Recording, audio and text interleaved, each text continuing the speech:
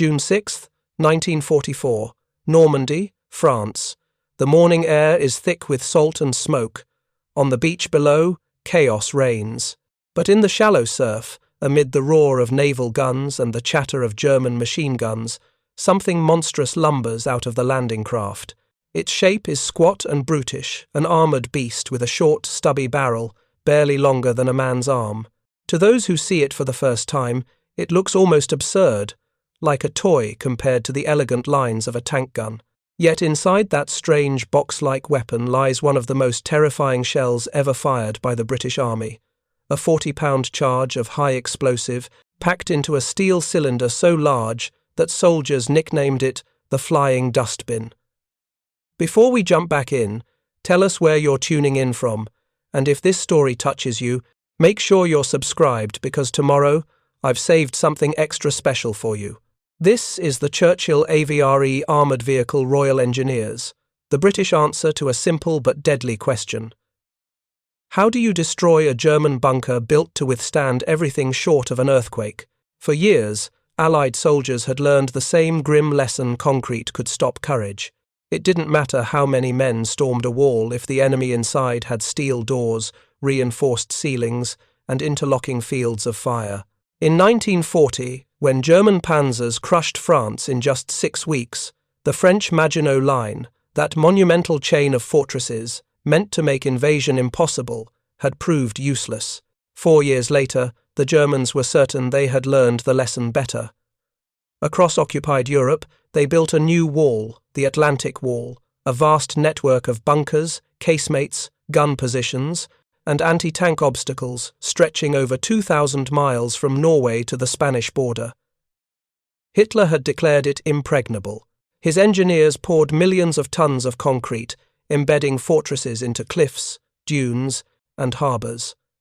In places like Calais and Cherbourg, they built artillery positions so thick that Allied naval shells bounced off like stones. The Führer called it his shield against the West.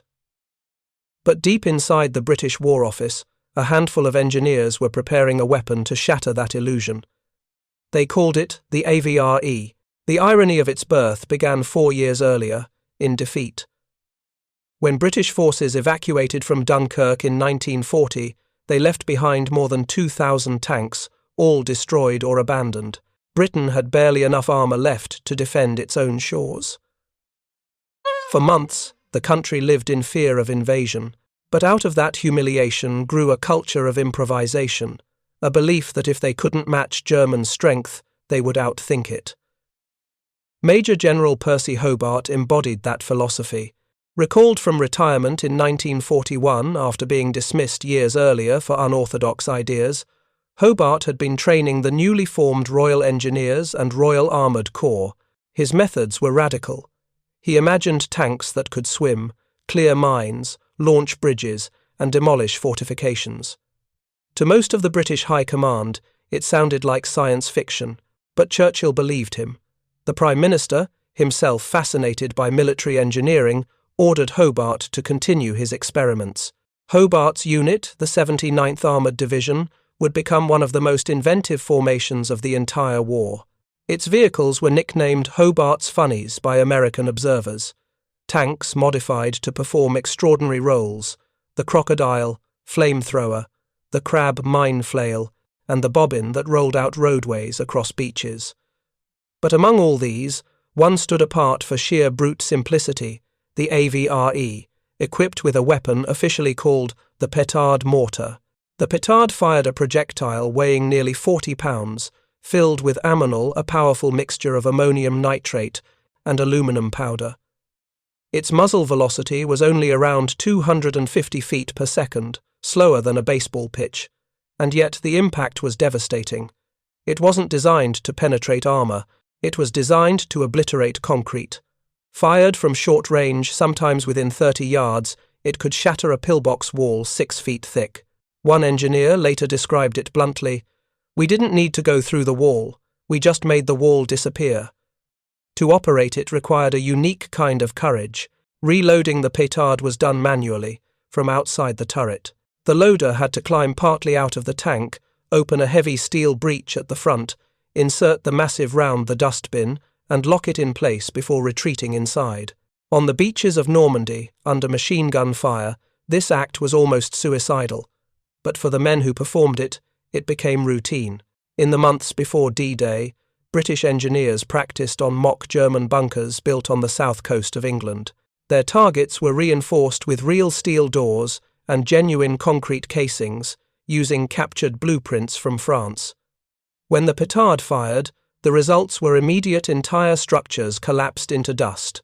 Observers wrote that the explosion didn't sound like artillery. It was more like the crack of thunder right overhead, followed by silence. The Germans would later call it the Stummel, the stubby gun, or simply the dustbin tank. To them, it represented something baffling, an enemy willing to build machines not for elegance or speed, but purely for destruction of static fortifications. By 1944, British intelligence estimated that nearly 12,000 major bunkers lined the Atlantic coast, most with firing slits only wide enough to fit the muzzle of an MG-42. The defenders believed no tank could survive long enough to threaten them at close range. Their confidence came from experience the British and Canadians had already suffered heavy losses in earlier amphibious raids, such as Dieppe in 1942, where concrete fortifications had annihilated attacking infantry. But the men of the Royal Engineers carried those memories with them. Dieppe had been a disaster, but it also taught them what they needed to win. They learned that explosives placed by hand often failed against the massive doors of German bunkers. They needed a delivery system that could put a 40-pound charge exactly where it was needed without sending a man to his death. That was the Petard's genius. It turned the engineer's satchel charge into artillery. By the spring of 1944, dozens of Churchill Mark III and Mark IV tanks had been converted into AVREs. Each crew consisted of 6 men: commander, driver, co-driver, gunner, loader, hull machine gunner, and radio operator. Every one of them was trained not only as a tank crewman, but as a combat engineer capable of clearing mines, laying charges, and constructing bridges under fire. Their motto, fittingly, was, "The harder the task, the greater the honor." Preparing and narrating this story took us a lot of time, so if you are enjoying it, subscribe to our channel. It means a lot to us. Now back to the story. For these men, the AVRE wasn't just a tank, it was a toolbox of destruction. It carried fascines, bundles of wood dropped into craters to make crossings, small assault bridges, and even Bangalore torpedoes strapped to the sides. But the Petard was its heart. The crews knew its sound, its smell, the way the whole turret shook when the dustbin left the barrel. On the morning of D-Day, AVREs landed alongside infantry of the British and Canadian divisions at Sword, Juno, and Gold Beaches. One of the first to fire was from the 75th Assault Squadron, Royal Engineers, supporting the East Yorkshire Regiment near the town of La Rivière. A German casemate armed with an 88mm gun had been holding up the advance for nearly an hour. Infantry couldn't approach, naval bombardment had missed. The AVRE crawled forward, its commander guiding the driver through a smokescreen. When it reached within 40 yards, the gunner fired. A bright flash. Then the entire front of the bunker seemed to lift off the ground. The dustbin had struck the embrasure dead center. Inside, the explosion compressed the air so violently that defenders were killed instantly by shock alone. The rest of the structure collapsed inward. Survivors described the silence that followed. No more machine gun fire, just dust and the faint ringing in their ears. The Germans had built their fortress on belief, the belief that concrete could defy courage, that fortification could outlast will. The AVRE shattered that belief in a single shot. The irony was deep. For decades, Europe had measured military strength in walls and fortresses. The great sieges of Verdun, the Maginot Line, the Atlantic Wall. Each generation built thicker concrete, convinced that endurance would triumph over innovation. Yet now, with a single stub-nosed cannon firing at point-blank range, that century-old faith collapsed. As the beaches fell quiet and the engineers pushed inland, the legend of the dustbin spread quickly. Infantrymen, who had watched entire squads die trying to storm bunkers, began cheering when they saw an AVRE approaching. The crews became known by name, their tanks by reputation: Aunt Jemima, Carbuncle, Zebra. One British sapper later recalled, "It wasn't pretty work. We didn't charge in with rifles raised. We crawled up, fired once, and watched a fortress vanish." Behind every shot was a grim arithmetic. Each petard round was handmade, each detonation precise, each destroyed bunker a step inland. The AVREs advanced through towns like Asnelles and Courseulles-sur-Mer, smashing pillboxes, anti-tank walls, and roadblocks. In one day, a single squadron cleared more obstacles than weeks of air bombardment had achieved. The Germans soon realized what they were facing. Reports from the 7th Army headquarters described short-barreled tanks firing heavy demolition bombs at close range. One officer wrote, "Concrete is no longer safety. We hear the thunder, and the wall turns to dust." The Petard had done more than demolish fortifications, it had demolished an idea. By the evening of June 6, 1944, the Atlantic Wall in the British sector was no longer a wall. It was rubble. But the story of the AVRE didn't end there. Its legacy reached far beyond Normandy. In the months that followed, these ungainly machines would cross France, Belgium, and into Germany itself, confronting ever stronger fortifications. They would fight in Holland during Operation Market Garden, blast open bridges across the Rhine, and help liberate the Siegfried Line, the very system of bunkers that mirrored the Atlantic Wall. And yet, for all their success, the AVRE crews never saw themselves as heroes. Many came from humble tradesbuilders, mechanics, miners, men who understood the stubbornness of stone and the discipline of demolition. They saw war not as glory, but as work. As one Royal Engineer wrote after the war, "We were craftsmen, not killers. Our job was to break things that weren't meant to break." That was the quiet philosophy behind the Petard, a weapon built not for conquest, but for removal. It erased what the enemy thought unbreakable. But to truly understand the power of the AVRE and the strange mixture of genius and danger that went into its design, we must look deeper into how this improbable weapon came to be, how it was tested, and how men learned to fire a 40-pound shell from a barrel shorter than a broom handle without destroying themselves in the process. The Churchill AVRE was born not in triumph, but in quiet workshops scattered across southern England. During the dark winter of 1942, Britain had survived the Blitz, the Afrika Korps was still driving east toward Egypt, and the United States had only recently entered the war. Every factory that could produce steel was pressed into service. In a small design office at the Ministry of Supply, a group of Royal Engineer officers and civilian draftsmen worked through the night around the blueprints of the Churchill tank. The Churchill itself had been controversial.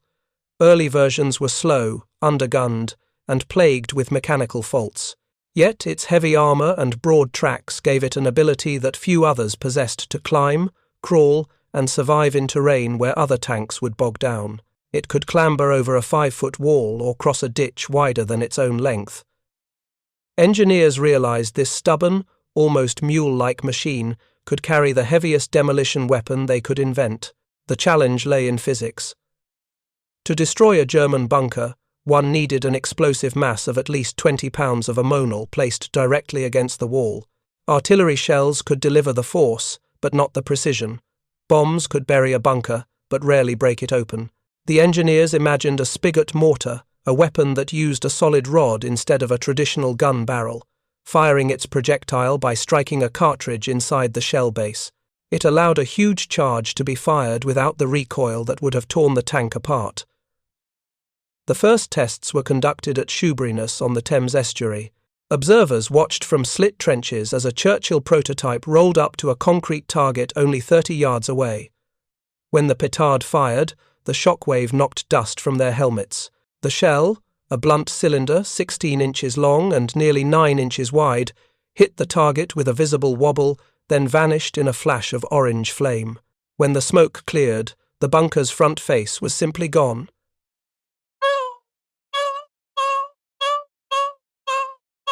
The engineers measured a crater 6 feet deep, in reinforced concrete. The weapon worked, but it terrified its users. Firing it felt like being inside an explosion rather than behind it. Crews joked that the Petard was one weapon you aimed first and prayed later. During trials, one tank had its own periscopes shattered by the blast reflection. To reload, the loader had to unbolt the breech door from outside the hull. Several prototypes burned when crews fumbled the heavy projectile under stress. The designers refined the process. The Dustbin shell was carried in a padded rack inside the hull. The loader, usually the youngest and most agile crewman, would unlatch the front hatch, slide halfway out, and feed the projectile into the mortar tube. The entire operation took less than 15 seconds in training, but often twice that under fire. Crews learned to coordinate. The driver edged the tank behind rubble, while the gunner kept the embrasure covered with machine gun fire. Then the commander would shout through the intercom, "Up one Dustbin, make it count." For men who had spent years perfecting delicate demolitions, wiring charges, measuring fuse lengths, the AVRE represented liberation.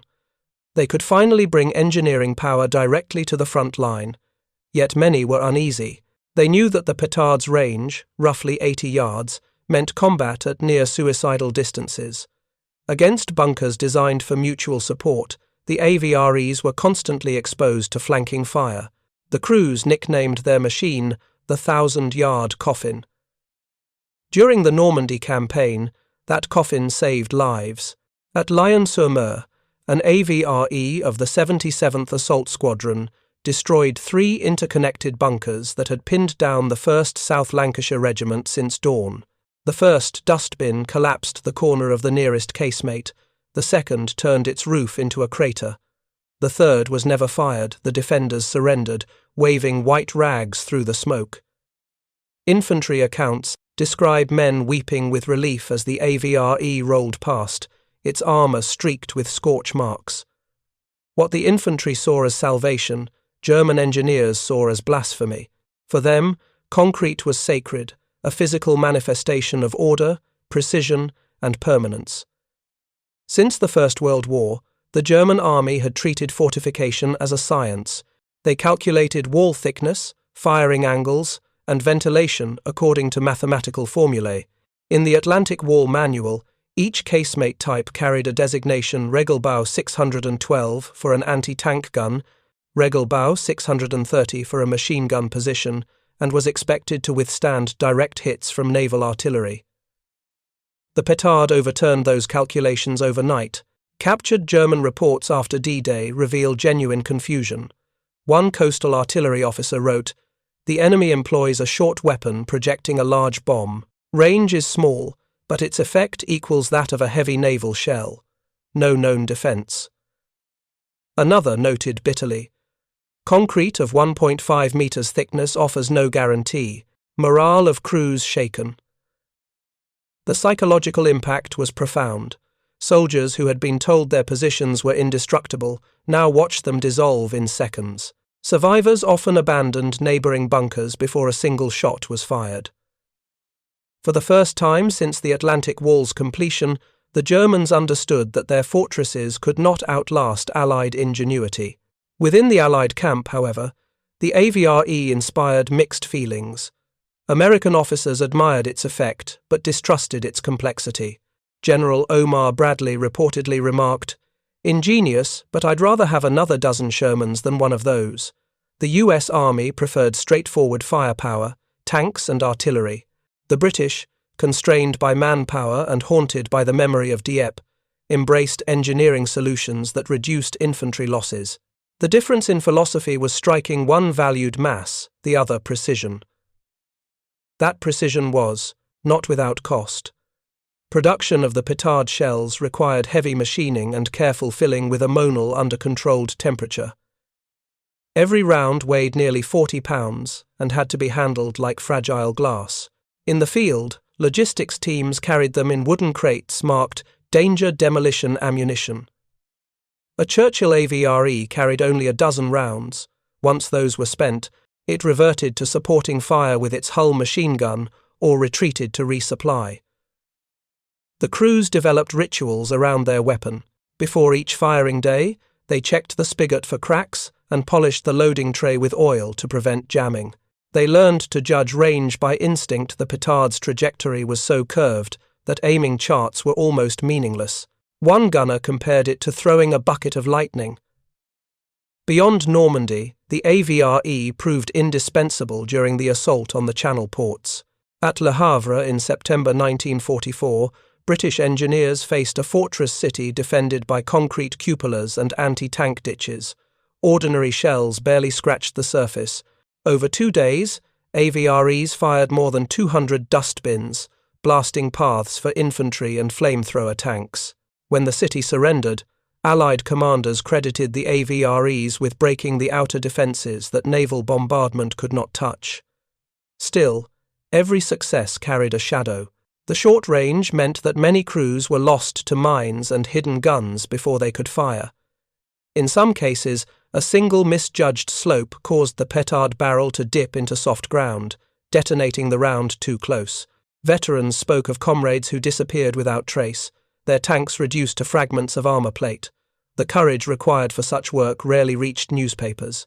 Official communiques described engineer support vehicles, not the men who left the safety of their armour to reload under fire.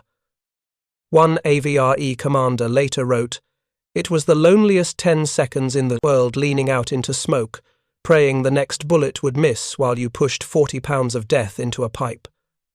By winter 1944, as Allied forces closed on Germany's western border, the AVRE met its greatest challenge, the Siegfried Line. Known to the Germans as the West Wall, it mirrored the Atlantic Wall but on their own soil. Dragon's teeth, pillboxes, and interlocking artillery casemates stretching from Holland to Switzerland. Hitler had promised that the line would stop the Allies for a year.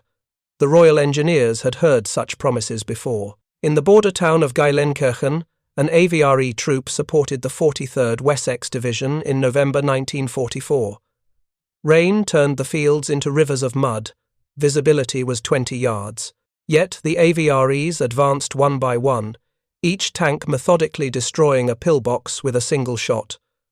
One round punched through a concrete roof, killing an entire gun crew inside. Another cracked open a steel door and scattered its hinges across the road. After 2 days, a defensive line built over 5 years lay open. German diaries from that front reveal an eerie resignation. A sergeant wrote, "They come with stub guns. We hear the roar, then nothing. The wall crumbles. There is no defence against that sound." That sound, the deep, percussive cough of the petard, became the music of collapse. For British infantry, it meant progress. For the defenders, doom. By the spring of 1945, as Allied armies crossed the Rhine, the AVRE had become a symbol of inevitability. At the Remagen bridgehead, American engineers used their own methods, but British units nearby employed AVREs to clear the approaches. Photographs show one firing its last dustbin against a German observation post on the east bank, a final gesture of the machine that had once been laughed at in design meetings. When the war in Europe ended, the 79th Armoured Division was quietly disbanded. Its vehicles, deemed too specialised for peacetime, were scrapped or converted. The Petard mortar, that stubby marvel of engineering, disappeared from arsenals within a few years. Yet the idea it embodied that courage and craftsmanship could overcome the hardest defences endured. Many veterans later reflected that the AVRE changed their understanding of war. They had not fought for territory or medals, but for mastery over the physical world. They built bridges where none existed, levelled walls thought indestructible, and proved that ingenuity could be as decisive as firepower. One engineer put it simply, "Concrete was the enemy's faith. We turned faith into dust."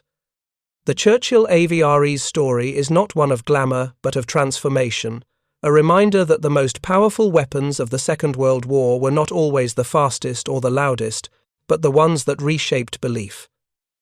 In the thunder of each petard round lay the echo of every man who refused to accept that a wall was forever.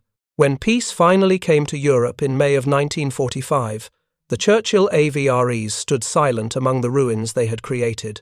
Their work was done. Across northern France and the Low Countries, The wreckage of the Atlantic Wall still dotted the beaches, cracked casemates half buried in sand, their interiors blackened where a 40-pound dustbin had detonated. To the men who had served in them, these hulks were more than debris. They were monuments to a vanished way of thinking. For centuries, generals had trusted masonry more than imagination. From Vauban's bastions to the Maginot Line, the fortress had been Europe's reassurance that geometry could hold back chaos. The AVRE proved otherwise. A weapon conceived by engineers, built in workshops rather than armories, had reduced that confidence to rubble. After the war, British analysts surveyed the Atlantic Wall with the same precision the Germans had used to build it. Their measurements were meticulous: wall thicknesses, steel reinforcement patterns, the angles of embrasures. Everywhere they found the same pattern where the petard had struck, concrete behaved like clay. One report from the Directorate of Tank Design concluded dryly, "A localized explosive of sufficient magnitude will defeat fortification regardless of construction method." It was a bureaucrat's way of saying that no wall was absolute. The AVRE itself did not vanish immediately. Through the late 1940s, Britain's Royal Engineers adapted the concept for post-war needs. The Petard mortar was replaced with a 165mm demolition gun, more reliable and safer to reload. New vehicles carried the same title, Armoured Vehicle Royal Engineers, and the same philosophy. They appeared again in Korea, later in the Suez Canal zone, and eventually, decades later, in the Falklands and the Gulf. Each descendant traced its lineage back to that squat Churchill on the beaches of Normandy. Yet, for the men who had fought in the original, legacy mattered less than memory. In reunion photographs taken in the 1960s, the veterans look almost ordinary middle-aged tradesmen, teachers, and surveyors. Only their stories hint at what they carried. One former loader recalled that, even 20 years later, the smell of cordite could bring back the sound of the petard's blast. Another spoke of nightmares not of battle, but of silence. It wasn't the noise that haunted me. It was when everything stopped, and you knew the bunker was gone. The irony of their war became clearer with time. Hitler had poured more than 100 million cubic meters of concrete into the Atlantic Wall. The labor had consumed entire divisions of forced workers and prisoners. The cost in material equaled that of an entire panzer army, and yet the defense that was meant to last 1,000 years had crumbled in a single summer, not under the weight of fleets or bombers, but from a few, 100 engineers driving tanks that looked like afterthoughts. Historians would later debate whether the AVRE was truly decisive, whether the Atlantic Wall would have fallen without it. Strategists tend to speak in percentages, in tonnage and sorties, but those who were there remembered in human scale. For the infantrymen who had lain pinned under machine gun fire, one AVRE round meant life. For the German gunner watching the wall before him dissolve, it meant the collapse of certainty. That psychological shift, the instant when men realized that nothing built by hands could stand forever, was the real victory. In the post-war decades, the ruins of the Atlantic Wall drew tourists and archaeologists. Some bunkers became museums, others sank into the dunes. On a quiet day, when the wind is right, visitors can still trace the scars of impact circular craters, where the concrete flaked outward, the signature of a petard strike. Guides sometimes tell the story of the weapon that made them. A tank gun so short it looked like a joke, firing a shell so heavy it barely flew, yet strong enough to erase the symbol of an empire. At Sandhurst, future officers studied the AVRE not for its statistics, but for its lesson in imagination. The weapon had not emerged from a doctrine, but from a question. What if we built something that could do the impossible? That question would echo through later conflicts in the bridging vehicles of the Cold War, the mine-clearing tanks of Bosnia, and the engineering machines that crossed the Tigris in the 21st century. Each carried a trace of Hobart's defiance and the stubborn practicality of the Royal Engineers. Major General Percy Hobart himself lived to see the transformation he had begun. He retired quietly, his innovations now standard in armies worldwide. When asked late in life about the AVRE, he gave a characteristically terse answer. It worked because it was built for men who were not afraid to get close. That simple sentence captured everything the machine represented, not brute strength, but proximity, the willingness to face danger at arm's length. If there is a single image that captures the essence of the Churchill AVRE, it is not the explosion or the ruins that followed. It is the moment just before firing the loader half emerged from the turret, the commander counting down, the faint hiss of the fuse inside the shell. In that instant, courage and calculation met, and the future of every fortress ever built changed course. The Petard's thunder has long since faded, but its echo remains in the engineering ethos of modern warfare. Wherever soldiers confront obstacles that seem unbreakable, be they walls, minefields, or ideology, the spirit of those wartime engineers endures. They remind us that victory often belongs not to the loudest weapon, but to the quiet mind that asks how a wall might fall. And so the story closes where it began, on the beaches of Normandy, where a stub-nosed gun first proved that belief could be shattered as easily as concrete. The Germans had called it the Dustbin. The men who served it preferred another name, the door opener. With every 40-pound shell, they opened a way through fear, through fortification, through the myth of permanence itself. In the end, the Churchill AVRE was more than a tank. It was a statement that no defence, however solid, could stand against the relentless human need to move forward. The walls fell, the war ended, and the engineers went home. But the principle they carried with them endures, that in the contest between concrete and courage, courage still wins. Up next, you've got two more standout stories right on your screen. If this one hit the mark, you won't want to pass these up. Just click and check them out. And don't forget to subscribe and turn on the notification bell so you don't miss any upload from us.